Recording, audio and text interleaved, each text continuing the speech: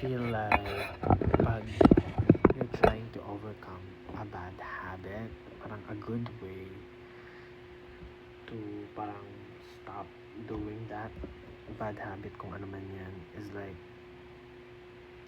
say to yourself, bukas bukas ko na lang siya gagawin.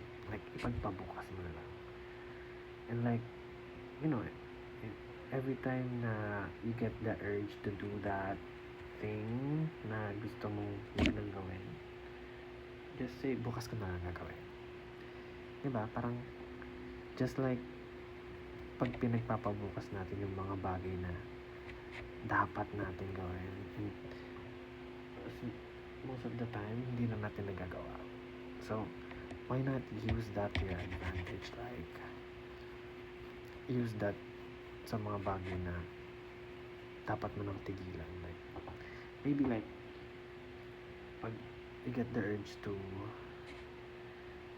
drink or like to smoke, and you're trying to quit those things. Like maybe, bukas na lang ako mag-inom. Bukas na lang ako mag-yoyosi. Right? I don't know. What do you think?